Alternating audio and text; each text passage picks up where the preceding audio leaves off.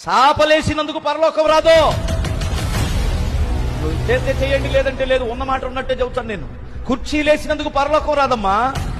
తగిన ప్రతిఫలం నీకు నీ పిల్లలకి ఇస్తాడు దేవుడు. దీని విషయంలో పరలోకం రావాలంటే నీ భక్తిని కాపాడుకో, నీ నీతిని కాపాడుకో, నీ పరిశుద్ధతను కాపాడుకో.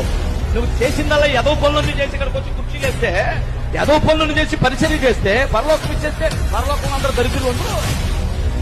అర్థమవుతుందా?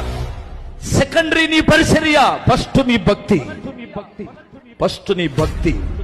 నేను వాక్యం ఎవడని చెప్తాడో, వాక్యం చెప్పిన వాళ్ళందరూ భక్తులు అనుకుంటున్నారా? నీకు అర్థం? వాక్యం చెప్పిన వాళ్ళ భక్తుడు కాదు.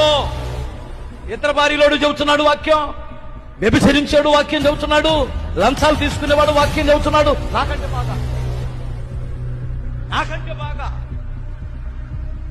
నేనేం చెప్పగలను వారి ముందు? వారికి ఉన్న థియాలజీ నాకెక్కడే. ప్రేమించడం చేతగానటువంటి వాడు మనిషిని మనిషిగా, తగ్గించుకోవడం చేతగానటువంటి వాడు గర్విష్ఠుడు. వాక్యం చెబుతున్నారు బాగా, సూపర్ గా. వాక్యం చెప్పినందుకు నేను పరలోకానికి వెళ్ళను, నాకు ఆ సంగతి తెలుసు.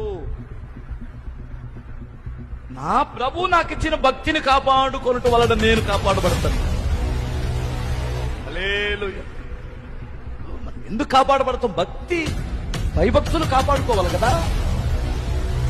ఎందుకయ్యా నిన్ను ఈ సింహాలు తినలేదంటే, నేను దేవుని యందు భక్తి కలిగి ఉన్నాను కనుక, నేను నిర్దోషిగా ఉన్నాను కనుక నా దేవుడు నన్ను కాపాడాడన్నాడు.